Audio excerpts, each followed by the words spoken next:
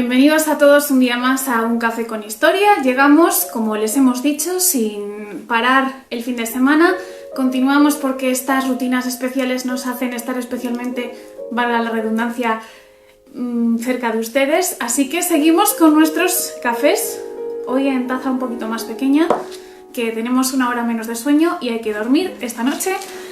Hoy con nuestros cafés con historia y vamos a hablar de un tema que a mí personalmente me gusta mucho, que no he podido recopilar toda la información que me hubiera gustado para que ustedes puedan ampliarla después de ver el programa, pero hoy vamos a hablar de adivinos y profetas, precisamente porque tiene mucho que ver con el momento en el que nos encontramos. Recuerden que circulaban a través de las redes sociales una famosa profecía de Nostradamus que decía que el coronavirus iba a llegar, de una manera muy poética, a nuestro mundo, al planeta Tierra en este 2020. Bueno, pues vamos a hablar un poquito de eso y en primer lugar vamos a comenzar por definir lo que es una profecía según la Real Academia Española de la Lengua, que dice que es un don sobrenatural que consiste en conocer por inspiración divina las cosas distantes o futuras. Esa es la primera de las acepciones, aunque encontramos varias. Si buceamos en la historia de las grandes frases o citas célebres de nuestros grandes personajes que tienen que ver con las profecías, nos encontramos con una frase del 40º presidente de los Estados Unidos de América, como fue Ronald Reagan, el sucesor de Jimmy Carter, que después dejó la presidencia a George W. Bush, y que dijo: hasta ahora no había habido nunca un tiempo en el que tantas profecías se estuvieran cumpliendo. Bueno, hay que entender la frase en el contexto en la que él la dijo. Fue un contexto de Guerra Fría, con su famosa doctrina Reagan contra los comunistas, todo ese momento convulso. Entendamos que él gobernó entre el año 81 y el 89 porque fue reelegido, así que hay que enmarcarla dentro de ese momento. También es algo que nos sucede mucho hoy en día, que no sabemos entender las cosas que se dijeron en otra época o en otra circunstancia en el momento actual. Hay muchas que están de rabiosa actualidad, pero hay que saber contextualizar toda la información que nos llega.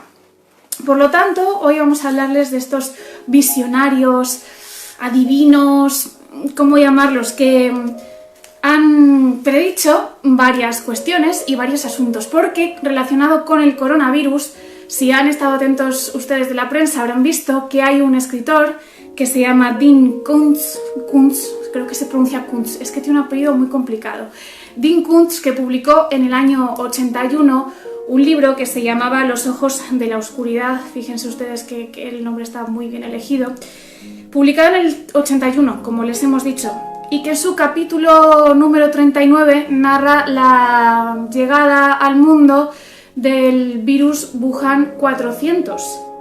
Un virus que se estima que alrededor del año 2020 va a llenar el planeta Tierra de horror, de muerte y de sufrimiento. Algo que sí que es cierto que se encuentra en esa novela sí que es cierto que se escribió en el 81, y su autor ahora, pues desgraciadamente, está de actualidad por este mismo tema. Eso sí que es cierto, eso está contrastado. Si buscan la novela lo pueden encontrar. De hecho, él decía también que era un arma biológica con el que se pretendía extinguir a la civilización, etcétera, etcétera. Es una buena oportunidad también para sumergirse en la obra de este hombre, que ya había tenido mucho éxito y que precisamente fue rescatada por uno de sus seguidores. Esas páginas las publicó en Twitter y causaron un auténtico boom viral. Eso sí es cierto, lo que hablábamos al inicio de Nostradamus, esas predicciones que decían que había anticipado y adelantado el coronavirus,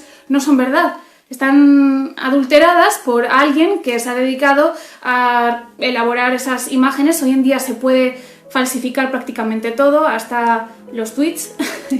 Y si no, fíjense ustedes lo que le ha pasado ya a Rosa Díez, que han puesto en su cuenta de Twitter palabras que ya no ha dicho. Pero bueno, pasa en muchas ocasiones. Así que la novela de Dean Koontz sí que es cierto, pero Nostradamus no es verdad.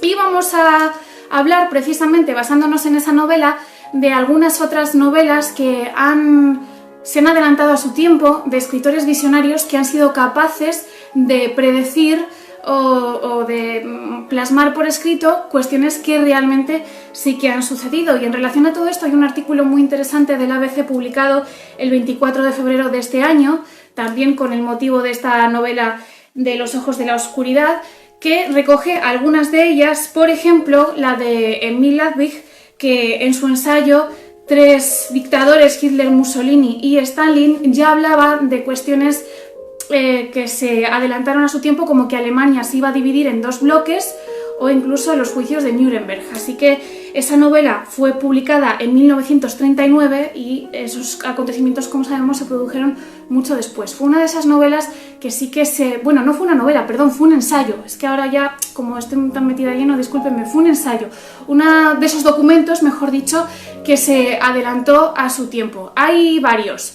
Si seguimos planeando por la literatura, en este caso nos acercamos a nuestro país, y en este caso sí que es novela. Marcos Montes es una novela publicada por David Monteagudo, que tuvo su primera edición en el año 2010 y que comenzaba con el protagonista que se veía involucrado en un accidente de unos mineros que no conseguían salir al exterior y tuvieron muchísimos problemas. Relata toda la agonía, todo el sufrimiento que pasaron hasta que llegaron a rescatarles. Si recuerdan, ese mismo año 2010 se produjo esa tragedia de la mina San José en Chile, que dejó a varios mineros atrapados y que nos tuvo a todos en vilo alrededor del mundo. Así que esa fue otra mala, negra y extraña coincidencia que tuvo lugar con esta novela, Marcos Montes, como les decimos. Y si alguna de estas coincidencias les sirve para poder apuntar algún título o que les resulte interesante, pues nosotros encantados. Si hablamos de visionarios literarios, el gran protagonista del que todos hemos leído alguna vez, aunque sea un pequeño extracto, no podría ser otro que Julio Verne. Aquí solamente he sacado un libro porque tengo toda la colección y si saco todos, pues a lo mejor me echan de casa. Así que, Julio Verne. Su carácter visionario le permitió imaginar artilugios de todo tipo, adelantados a su tiempo. Este es Viaje al centro de la Tierra, mi favorito porque me causa mucho desasosiego. Es un libro que me pone muy nerviosa. Eso de adentrarse en las entretelas de nuestra corteza terrestre mucho más allá y descubrir todo lo que hay ahí me pone muy nerviosa. Pero bueno, tiene muchas grandes obras en las que, como hemos dicho, se produce ese adelanto a su tiempo. Era un gran visionario y en muchas de ellas se habla, prácticamente en todas, de esa necesidad de explorar el mundo, del avance de las nuevas tecnologías, de un mundo más global. Todo ello lo estamos viendo hoy en día. Y Verne nació en 1828 y falleció en 1905, con lo cual estamos hablando del siglo XIX, casi 200 años atrás. Verne imaginó un submarino, que esto ya es bien conocido por todos, en su novela protagonizada por el Capitán Nemo, 20.000 leguas de viaje submarino, publicada en el año 1870, un submarino que recibía por nombre el Nautilus. Curiosamente, la novela se publicó en 1870 y 18 años después, un marino investigador, inventor español llamado Isaac Peral fue el que construyó un gran submarino que tuvo mucho éxito en el año 1888. Pero no podemos fiarnos del todo de esta máxima, de esta historia, si no tenemos en cuenta todas las variables. Hay que ser también un poquito escépticos. Y es que en el año 1800, recordemos que hemos dicho que en 1870 se publicó 20.000 leguas de viaje submarino, en el año 1800 el ingeniero e inventor estadounidense Robert Fulton creó un submarino que llevaba por nombre Nautilus y lo presentó en el río Sena, en Francia, casualmente. Verne, hay que decir que era un hombre que estaba muy pendiente de todas las innovaciones técnicas, de todo lo que sucedía a su alrededor. Era una persona que se codeaba con muchísimos miembros de la sociedad cultural e intelectual de París, de Francia, de toda su época, y por lo tanto se encontraba bien al tanto de todo lo que sucedía a su alrededor. El Nautilus de Fulton fue un fracaso porque buscó la financiación del gobierno francés y se la rechazaron. Un año después lo presentó al gobierno británico y se le rechazaron también la financiación, con lo cual no salió adelante. Pero lo que sí salió adelante fue el submarino de 1888 de Isaac Peral, como hemos dicho, puesto en marcha 18 años después de que Julio Verne hablase de su Nautilus, del Capitán Nemo, en 20.000 leguas de viaje submarino, en 1870. Vamos a seguir hablando de Julio Verne porque habría muchas, podríamos tocar prácticamente todas sus obras, pero vamos a tocar solamente alguna. Hay un libro bastante desconocido que se llama París en el siglo XX, se publicó por primera vez en el año 1994, aunque estuvo prácticamente 130 años oculta esa novela, no se llegó a publicar. Fue escrita en 1863 y narra la visión de Verne de París durante lo que él creía que iba a ser el siglo XX, un momento de grandes rascacielos de vidrio, de trenes de alta velocidad y también de una red internacional de telecomunicaciones que nos iba a permitir, o en este caso a la sociedad parisina, iba a permitirla estar conectada con todas las regiones del mundo de manera inalámbrica. Todo eso es cierto, todo eso es irrefutable y a todo eso se adelantó Julio Verne, así que esa es otra de sus grandes novelas más desconocidas, como hemos dicho, París en el siglo XX, publicada por primera vez en el año 94 y que no había visto la luz en 130 años, desde 1863 que fue escrita. Pero si hablamos de grandes coincidencias, no podemos olvidarnos de la Tierra a la Luna. Fíjense ustedes esa gran novela, esa gran narración. Perdonen que he dado un golpe a la mesa y se me ha movido el teléfono, me emociono mucho. Publicada en el año 1865, la primera vez que se publicó esta novela lo hizo por fascículos. En aquella época, durante aquellos siglos y en los anteriores era bastante habitual que se publicasen revistas durante varias entregas y más adelante se publicó de manera completa. Se habla de la llegada a la Luna en una novela que fue publicada en el año 1865, cuando la llegada a la Luna sucedió en 1969. Bueno, pues con detenimiento, si nos adentramos en todo lo que nos dice esta novela, veremos que no solamente tiene esa coincidencia de la llegada a la Luna, sino que también nos habla con detalle de un primer viaje que no estaba tripulado, la nave no estaba tripulada por seres humanos, sino en la que la tripulación era un animal. Y recordemos que eso mismo sucedió años más tarde, cuando se lanzó a la perra laica que orbitó alrededor de la Tierra. No fue el único animal que se lanzó, pero hubo muchos más, pero la perra laica fue una de las más famosas y sucedió en 1957, si no quiero fallar en las fechas. Estamos hablando de que la novela de Verne, como habíamos dicho, se publicó en 1865, así que no es solamente una coincidencia, sino que son varias, y nos encontramos muchas más que razonadas nos dan que pensar. Por ejemplo, ¿por qué Verne en su novela eligió para lanzar a la Luna ese lanzamiento? Eligió el lugar de Estados Unidos, porque eligió Cabo Town, que está a 100 kilómetros del Cabo Cañaveral, desde el que la NASA realiza sus lanzamientos. Bueno, cuesta en un principio trabajo desentrañar este misterio, porque en aquel momento tanto Inglaterra como Francia eran potencias mundiales y podía haberlas elegido perfectamente, y más cuando Francia era su país y tenía esa exaltación patriota que, bueno, que caracteriza un poquito a todos. Podría haber utilizado su país, pero en cambio utilizó Norteamérica. La elección de Verne y el Cabo Town puede verse precisamente, o puede tener su explicación en que Verne, como habíamos dicho antes, era una persona que investigaba cada punto de sus novelas. Tenía muy en cuenta todas las cuestiones, tanto técnicas como científicas, que rodeaban sus novelas, pese a que sus novelas eran eso, eran novelas y no eran ensayo. Y él tuvo en cuenta que para lanzar un cohete hay que tener presentes sobre todo tres variables: la rotación terrestre, la velocidad de escape y la velocidad inicial, con lo cual cuanto más al sur te encuentres, más cerca del ecuador, menor será la energía que tengas que utilizar para lanzar tu cohete o tu nave al exterior, en este caso a la estratosfera, y más ahorro se producirá de energía, menos gasto para los gobiernos, etcétera, etcétera. Con lo cual, por eso se cree que Verne utilizó Estados Unidos como su emplazamiento, como el lugar desde el que se lanzase el cohete de su viaje de la Tierra a la Luna, y no Francia o Inglaterra.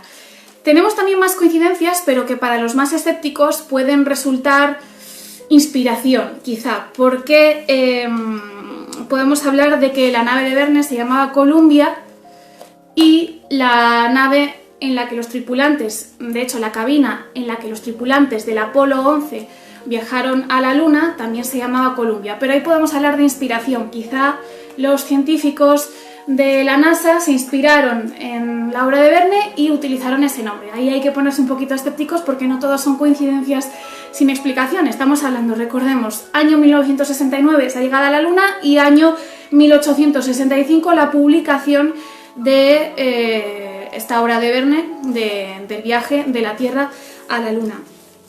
Pero si hablamos de viajes a la Luna, no fue Verne el primero en explicar o en exponer en sus novelas esta cuestión, sino que ya en el siglo XVI nos encontramos con el famoso Cyrano de Bergerac, que difiere mucho lo que fue realmente este personaje de lo que se muestra en la obra, que está orientada, inspirada en torno a su figura y que se muestra al público como un hombre romántico, un hombre ilustrado, nada más lejos de la realidad. Un día podemos hablar de todo ello.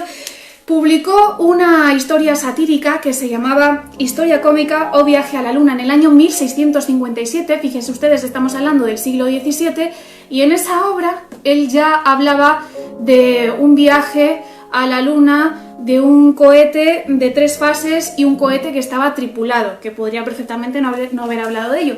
Pero si queremos ya retrotraernos un poquito más en la historia y hablar de viajes a la Luna, podemos irnos hasta el siglo II, cuando un griego de nombre Luciano de Samosata ya publicó una obra que se llamaba Historia verdadera, en la que se explicaba cómo se producía un viaje al país de los selenitas, que no era otro que la Luna. Así que si nos dejamos llevar por la literatura, vemos grandísimas obras que se han adelantado a su tiempo, porque al ser humano le gusta mucho imaginar, inventar, es lo que nos hace ser más libres, pero no tantas con tantas casualidades como tiene la obra de Julio Verne. Con lo cual, este es un pequeño resumen, muy grosso modo, a grandes rasgos, que hemos realizado sobre estas predicciones, estos literatos que se adelantaban a su tiempo. Y para finalizar, hemos comenzado con una frase de Reagan, que podíamos, por cierto, haber hablado de todas las conspiraciones y todas las profecías que hay en torno a los asesinatos de los presidentes, de los papas, de los reyes, porque son ingentes. Pero bueno, si empezamos con eso no terminamos el programa, así que si tienen sugerencias nos las pueden dejar. Hemos comenzado con esa frase de Reagan que decía que era el momento en el que mayor número de profecías se estaban realizando, y terminamos con una frase de Richard Stallman, que es un programador, de hecho es el hombre que ha defendido el software libre durante los últimos años con mayor ánimo, y que dice que el deber de un ciudadano es no creer ninguna profecía de futuro, sino actuar para realizar el mejor futuro posible.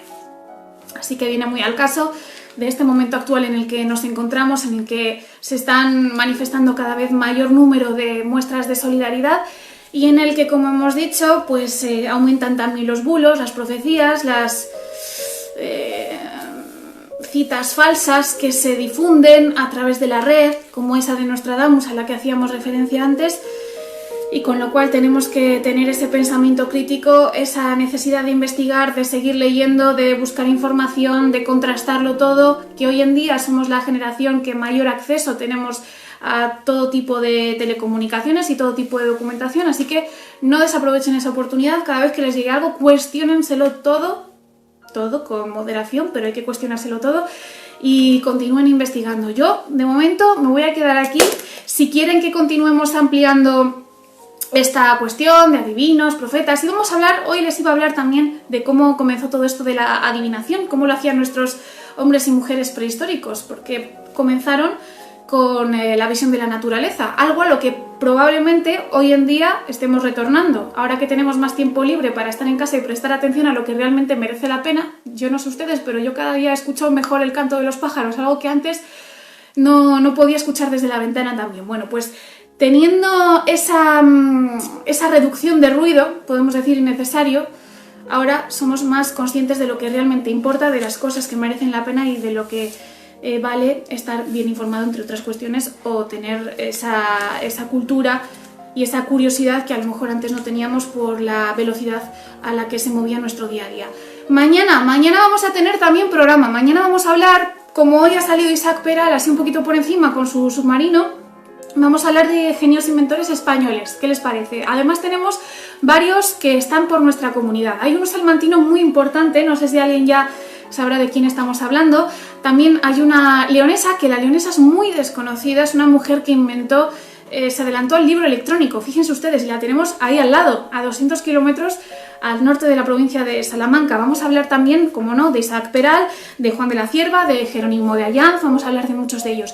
Si tienen sugerencias, si tienen dudas, si quieren que continuemos con este tema de hoy porque ha dado para poco tiempo y quieren que ampliemos, ya saben que nos pueden escribir a través de las redes sociales, del Facebook de la 8 de Salamanca, de Instagram o de Twitter, y que les escuchamos. De hecho, tenemos por ahí una petición de José, se lo agradecemos, que nos pedía que tratásemos en un capítulo la leyenda de la Virgen de la Peña de Francia, y podríamos ampliarlo quizá con otras leyendas de marianas de la provincia de Salamanca, incluso de Castilla y León. Así que gracias a todos, como siempre, por estar ahí. Esperamos que les haya gustado este pequeño, hoy además pequeño de verdad, pequeño, muy pequeño café con historia de sábado.